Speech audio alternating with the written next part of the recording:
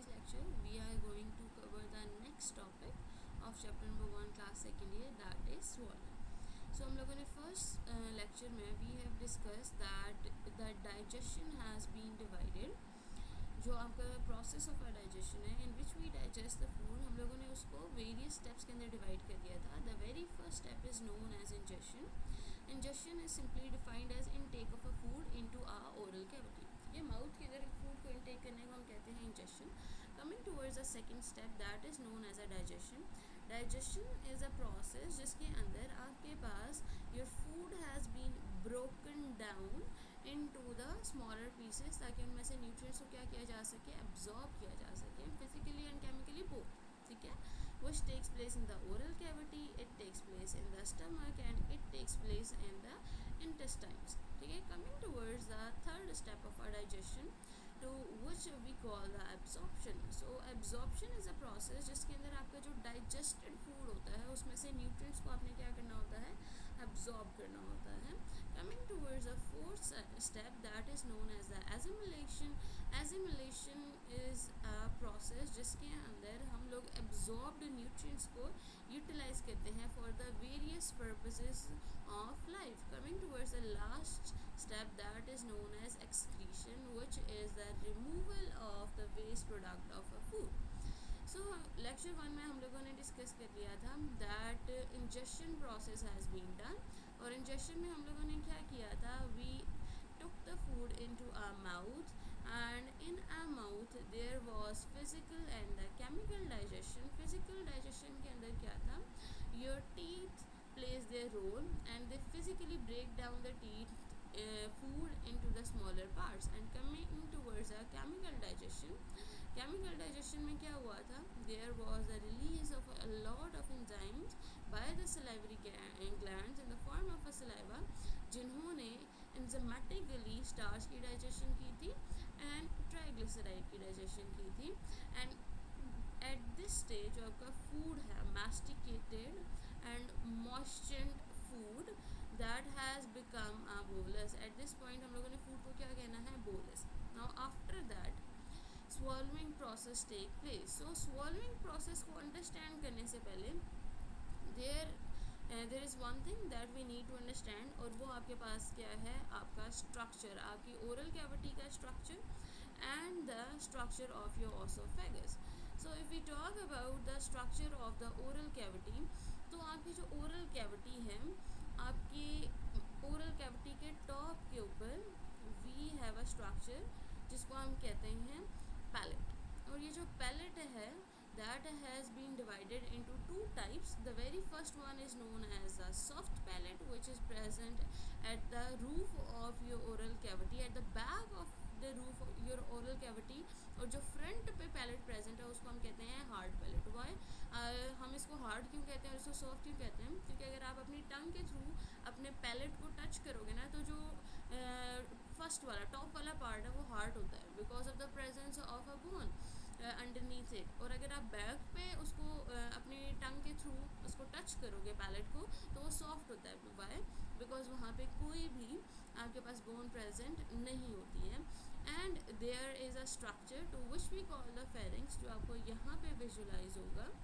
और फेरिंग्स क्या चीज़ है, it is a common opening between the respiratory system and the digestive system both. तो जब भी आप एयर जो है इनहेल करोगे और आप फूड को इनटेक करोगे, तो दोनों ने फेरिंग से गुजर कर, फेरिंग से पास होकर trachea, which is the opening towards the lung, यानी कि आपकी एयर पैसेजवेज की ओपनिंग है, ये वहाँ से भी पास होगी, एयर वहाँ से भी पास होगी फेरिंग से भी. And when the food enters, तो फूड ने भी क्या करना है, फेरिंग्स में से पास होना है. So now let's talk about the structure of the esophagus. So if we talk about the esophagus, तो esophagus आपके पास एक मस्कुलर ऑर्गन है जो कि डाइजेशन में कोई भी रोल प्ले नहीं करता. ये कोई भी डाइजेशन के अंदर रोल नहीं प्ले करता. इसका फंक्शन क्या है, that is to transfer the bolus from your oral cavity to your stomach. ठीक है, उसने बोलस को क्या करना है, ओरल कैविटी से ट्रांसफ़र करना है इनटू द स्टमक. ठीक है, अगर हम ऑसोफेगस के स्ट्रक्चर की बात करें, so esophagus structure is composed of two sphincters. The very first one is known as upper sphincter. If you talk about the sphincter, तो स्फिंक्टर है क्या चीज़? It is a circular disc. ये आपके पास एक सर्कुलर डिस्क होते हैं, ठीक है, that is present at the top of your upper esophageal sphincter, that is present at the top of esophagus. ये एक ओपनिंग है, ऑसोफेगस की ओपनिंग है. सो जब भी फूड आप फेरिंग्स जो है जब भी फूड को फील करेगा, सेंस करेगा at this area in the pharynx, तो जो आपका अपर ऑसोफेगस स्फिंक्टर होगा, it will relax itself and allows the food to enter into the oesophagus, ठीक है. एंड जब वो आपके पास ऑसोफेगस के अंदर इंटर कर जाएगा, then we know that oesophagus is compose of the layer of epithelium and the other cells layer. Along with it there is a release of a mucosa within oesophagus. सिर्फ और सिर्फ oesophagus के अंदर mucosa release नहीं होता, बल्कि जितने भी डाइजेस्टिव ऑर्गन्स होते हैं सबके अंदर म्यूकोसा रिलीज़ होता है to protect the inner linings of a stomach. Coming towards at the bottom of the esophagus before the stomach we have the lower esophageal sphincter, जो कि जब सेंस करेगा कि ऑसोफेगस के अंदर फूड इंटर हो गया है, then it will contract the upper oesophageal sphincter ताकि वो क्लोज हो जाए to prevent going back to the food into the oral cavity. Then आपके पास लोअर ऑसोफेगल स्फिंक्टर क्या करेगा, which is also a flap, it will relax itself and welcome the foods into the stomach, ठीक है. Coming towards, अगर हम location की बात करें कि आपके पास ऑसोफेगस प्रेजेंट कहाँ होता है, so esophagus is basically present in the thoracic cavity, ठीक है, जो कि आपके पास एक कैविटी है जिसके अंदर आपका हार्ट और लिवर्स और बाकी मेजर ऑर्गन प्रेजेंट होते हैं, ठीक है. thoracic कैविटी को भी अगर हम ब्रॉडर टर्म में देखें तो हम लोगों ने this area has known as the mediastinum, ठीक है. जिस एरियाज़ के अंदर जो आपकी रिब केज के अंदर जो internal structure, major internal structure जहाँ पर प्रेजेंट है, we call this area as a mediastinum. So mediastinum के अंदर आपके पास क्या प्रेजेंट है, आपका ऑसोफेगस. अगर हम मेडिस्टाइनम की बात करें तो जो मेडिस्टाइनम है हमने उसको डिवाइड किया है into 4 different areas. The very first is known as superior, which is present at the top. Coming towards the anterior, anterior जो है वो आपके लेफ्ट साइड पे प्रेजेंट होता है. Coming towards the middle, middle जो है वो आपके राइट साइड पे प्रेजेंट होता है. And coming towards the posterior mediastinum, so which is present at the back side of your body, ठीक है. अगर हम ऑसोफेगस की बात करें तो जो ऑसोफेगस है that is particular present in the posterior, ठीक है. आपके पास जो पोस्टीरियर मेडिस्टाइनम होता है, पोस्टीरियर मेडिस्टाइनम के अंदर ऑसोफेगस प्रेजेंट होता है. And at the end of a posterior mediastinum और at the end of a mediastinum we have a structure जिसको हम कहते हैं डायाफ्राम, ठीक है. सो आपके पास ऑसोफेगस कंटिन्यू करेगा superior to posterior then to the diaphragm and below the diaphragm we have a stomach, ठीक है. So this is the exact location of an esophagus, and if we talk about the length of the esophagus, that is 25. In general जो आपके पास esophagus होते हैं they are 25 centimeter long. Okay, so now we have understood the structure of an esophagus and location of an esophagus कि आपके पास esophagus जो है वो present कहाँ होता है.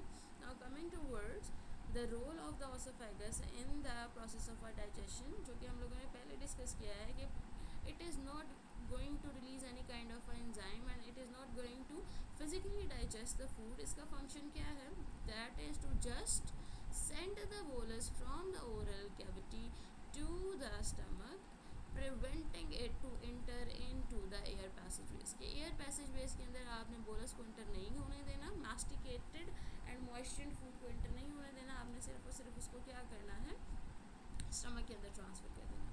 So if we talk about its steps, there are the 3 steps. The very first one is the oral phase. Oral phase के अंदर जो आपके पास बोलस आया है which is masticated and moistened food, oral phase के अंदर क्या होगा कि आपकी जो टंग है it will move towards the upward, ठीक है, to the roof of your oral cavity towards the hard palate. आपकी जो टंग है उसने hard palate की तरफ मूव करना है. जब वो hard palate की तरफ मूव करेगी, this bolus is going to be propelled side of your oral cavity towards the soft palate. ठीक है, तो आपका जो फूड है वो आपके पास कहाँ पर आ जाएगा, सॉफ्ट पैलेट में आ जाएगा. So when the foods enter into the soft palate, ठीक है, सॉफ्ट पैलेट की लोकेशन पे जब वो आ जाता है, सो यहाँ पे जो फेरिंग्स है, फेरिंग्स गेट एक्टिवेटेड, और फेरिंग्स के अंदर एक रिसेप्टर्स प्रेजेंट होते हैं जिसको हम कहते हैं टेक्टाइल रिसेप्टर्स. अब जो टेक्टाइल रिसेप्टर्स हैं, they are responsible for the sensation of any kind of a pressure. ठीक है, कोई भी अगर स्लाइड से भी प्रेशर होगा, कोई से भी स्लाइड से भी मूवमेंट होगी इसके आसपास, तो वो टेक्टाइल रिसेप्टर जो फेरिंग्स के होंगे, दे विल डिटेक्ट इट. ठीक है, सो जैसे ही आपके पास ओरल कैविटी के अंदर फूड जो है वो सॉफ्ट पैलेट और टंग के दरमियान में प्रेजेंट होता है, फेरिंग्स जो है उसके टेक्टाइल रिसेप्टर्स उसको डिटेक्ट कर देते हैं और आपके ब्रेन को एक्टिवेट कर देते हैं. सो एज अ रिजल्ट जो आपका ब्रेन है वो क्या करेगा, वो फेरेंशियल फेज को एक्टिवेट कर देगा. ठीक है, so if we talk about the oral phase जो है वो आपके पास वॉलंटरी है. That means it is a phase जहाँ पर फूड जो है somehow it is in your control. But when the brain activates the pharyngeal phase, तो एट दैट टाइम आपका जो फूड होता है that is not in your control, because जो फेरेंशियल फेज है which is the second phase, that is involuntary phase. So involuntary phase में आपके पास क्या होगा, जैसे ही फेरिंग्स के अंदर आपका फूड आएगा, टेक्टाइल रिसेप्टर्स ने डिटेक्ट कर लिया, so the very first thing that is going to happen is that the structure, this muscle structure to which we call the epiglottis, ये एक फ्लैप होता है, ये आपके पास कॉन्ट्रैक्ट करेगा एंड मूव करेगा towards downward to close the air passageway. So first step आपने क्या करना है, एयर पैसेजवे को कंट्रोल कर देना है. सो एयर पैसेजवे को कैसे कंट्रोल किया जाएगा, epiglottis will move downward and the glottis, which is the opening of a larynx. Larynx is a voice box. ये जो स्ट्रक्चर आपको यहाँ पर नज़र आ रहा है, that is known as a larynx. और larynx आपके पास जो है वो voice box है, ठीक है, जहाँ से वॉइस प्रोड्यूस होती है. इसके टॉप पे प्रेजेंट है ग्लॉटिस. ग्लॉटिस और larynx they will contract and they will move upward along with the movement of the epiglottis downward, which closes the air passageway. ठीक है, ताकि आपके जो फूड है वो एयर पैसेजवे में एंटर ना करे. ठीक है, that's why it is said कि जब आप खाना खा रहे हो तो उस टाइम आप लोगों को साथ में बात नहीं करनी चाहिए. Why, because it opens your air passageway. Along with it air passageway आपने क्या किया, क्लोज कर दिया. अलॉन्ग विद इट जो आपकी टंग है, it will completely move towards the palate hard and soft, which causes the closure of the जो आपका सॉफ्ट पैलेट है, it will down movement, tongue will move towards upward, it will cause the movement closure of the oral cavity.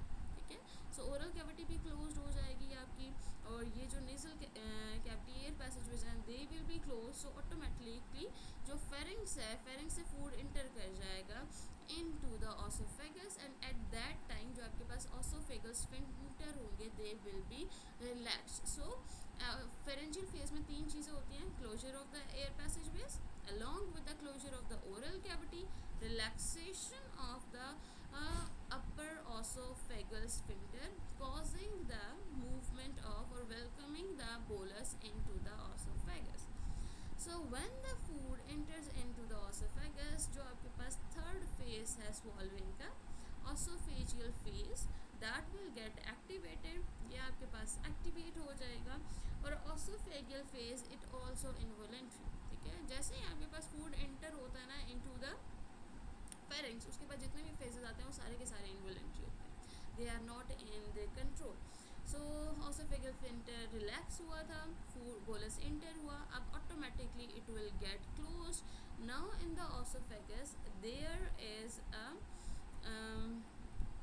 Function जिसको हम कहते हैं peristalsis. Peristalsis has been done, और इस peristalsis movement के through what will happen, the bolus will be passed from the this muscular organ from this 25 centimeter tube, and with the time slowly and gradually it will enter into the stomach. So let's talk about that. What is the peristalsis? Peristalsis is basically a contraction and relaxation which causes the movement of a food in the esophagus. So if we talk about the osophagus, so osophagus जो है it is composed of the two cell lines. The very first one is known as the longitudinal and the second one is known as the circular muscles. So the uppermost is known as the longitudinal and the inner one is known as the circular. So peristalsis में क्या होगा, the area at which bolus is present, that area is relaxed. ये आपके पास क्या होता है, relaxed होता है. And the area afterwards and before this they both are contracted. ठीक है, ये आपके पास क्या होते हैं, contracted होते हैं. So अब होगा क्या, if you want to transfer the bolus from this part of an esophagus towards the forward part, तो क्या होगा, जो muscle mass होगा जो कि contraction करेगा, the muscle mass means जो circular muscles होंगे esophagus के, they will cause the contraction of that part, propelling the bolus to move in the forward direction. Digestive system के अंदर because of the peristalsis, this is a peristalsis जिसके अंदर एक part relax है जहाँ पे bolus present है, उसके previous वाला और forward वाला contract है, ठीक है, and they further cause a contraction which causes the next part to get relaxed and welcome the bolus. Then दोबारा से यहाँ पे contraction होगी at this area, जो circular muscles हैं along with the longitudinal muscles, they will contract and causes the interrogate movement. ठीक है, so जो peristalsis होती है वो interrogate movement करवाती है. That means it causes the movement always in the forward direction. Digestive system के अंदर जो movement है वो हमेशा forward direction में होती है, कभी भी backward direction में नहीं होती, except in case of a vomiting. तो जब vomiting के अलावा हमेशा जो food की movement है, it will takes place in the forward direction. So longitudinal muscle and the circular muscles, they cause a contraction, propelling the bolus to move in the forward direction, causing the circular muscles to relax and welcome the bolus. Then again आपके पास ये contracted area होगा, ये relaxed होगा, and before the relaxed area आपके यहाँ के जो muscles होंगे, they will again contract, propelling the bolus to move in the forward direction. So that's how slowly and gradually contraction and relaxation of the longitudinal muscle and the circular muscles, ठीक है, peristalsis के through, we call this process as a peristalsis. Peristalsis के through क्या होगा कि bolus जो है वो esophagus को pass करते हुए it will pass through the lower esophageal sphincter. जैसे ही आपके पास esophagus के अंदर food जो है detect करेगा lower esophageal sphincter, वो relax कर देगा and it will welcome the food into the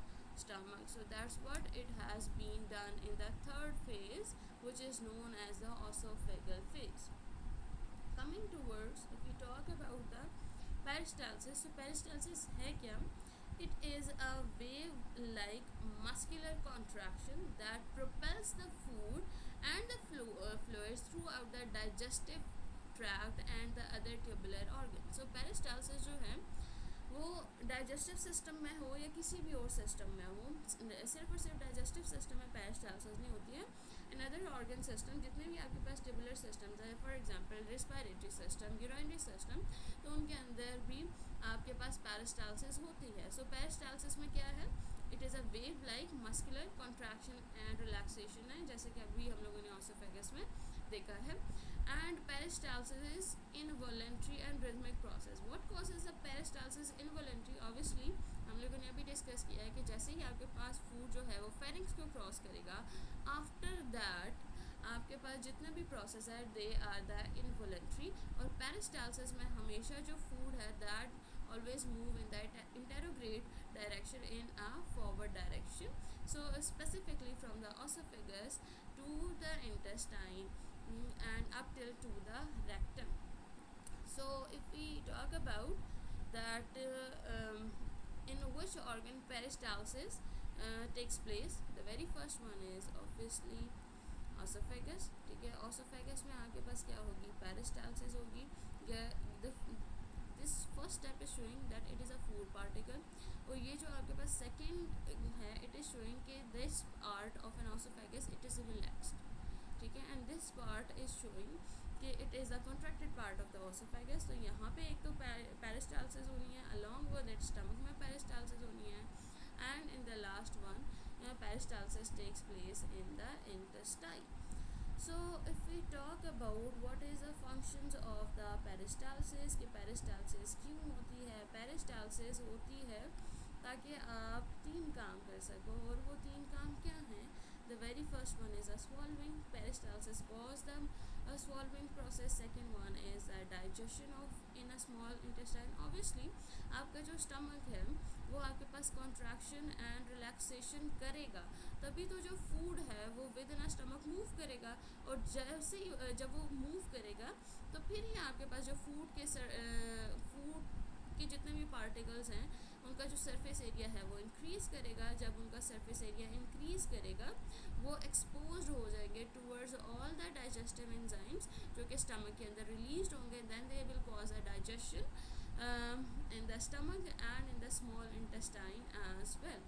And the last one is the waste product removal. जो आपके पास remains होते हैं digestion के food के, so they will be propelled out, they will be released out of the body through the process of peristalsis. So they cause a propulsion, which is the forced movement of a food into the next organ. So peristalsis pushes the food and the fluids throughout the digestive system, enabling the digestion and the absorption, ताकि stomach के अंदर intestine के अंदर उसकी digestion करवा सके और उस डाइजेस्टेड फूड से एब्जॉर्प्शन कम्प्लीटली एब्जॉर्प्शन करवा सके.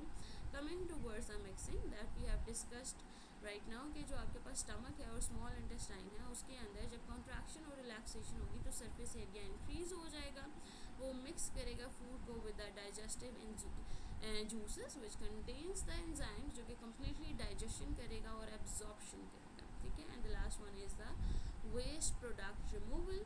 तो लार्ज इंटेस्टाइन में जब फूड आ जाएगा तो after that food will be stored, temporarily stored in this structure to which we call the rectum, and in the last from the rectum the waste product will be removed out. ठीक है. It will be the eliminated out of your body. And same goes for this जो peristalsis है, it performs the same functions in the other system, in the other tubular organ systems of our body, for example urinary tract. Along with it, it also plays a very important function in the digestion. So हम लोगों ने इससे पहले discuss किया था that bile, which is a collection of enzyme जो कि emulsification करता है, bile has been produced by the liver. ये liver produce करता है, and one liver produces the bile, so ये इसको store नहीं कर सकता. So through this duct जिसको हम कहते हैं bile duct, ये bile duct क्या करेगा, ये bile duct transfer कर देगा bile को from the liver to this small organ जिसको हम कहते हैं gall bladder. So gall bladder क्या करता है, temporarily bile को store करके रखता है. So when the food reaches into the duodenum, which is the first part of a small intestine, तो gall bladder क्या करेगा, peristalsis करेगा, and through the process of the peristalsis जो आपके पास bile है it will be released into the duodenum, and duodenum में भी peristalsis होगी which causes the mixing of the bile into the food. ठीक है. So आपके पास जो bile का release है from the gall bladder, that has also been done with the help of the peristalsis. Now coming toward the next topic, that is mechanism of a peristalsis, that how peristalsis takes place. So इसको हमने पहले भी discuss किया है. It takes place through the muscular contraction. जो muscles होते हैं organs के वो contract करते हैं, relax करते हैं, उनके circular and longitudinal muscles जैसे हमने esophagus में डिस्कस किया, and it causes the peristalsis process, which is a wave-like movement, and it is involuntary, that means controlled directly by your nervous system. So if we talk about nervous system ने क्या किया है, मेंटेरिक जो plexus होते हैं, myenteric plexus के through ये control करता है. So what is myenteric plexus? Myenteric plexus is a set of the nerves which are present in the muscularis. ठीक है. So if we talk about these are the layers of the stomach, ये जो 4 layers हैं वो आपके पास stomach की layers हैं. So the outer most, stomach का जो आउटर मोस्ट लेयर है उसको हम कहते हैं serosa. Inner the serosa we are the muscularis, and muscularis से इनर जो है वो सब म्यूकोसा है, एंड सब म्यूकोसा से जो इनर है वो है आपके पास म्यूकोसा. ठीक है. And inner the mucosa obviously there it is a stomach cavity जहाँ पे फूड जो है आएगा फ्रॉम द ओसोफेगस.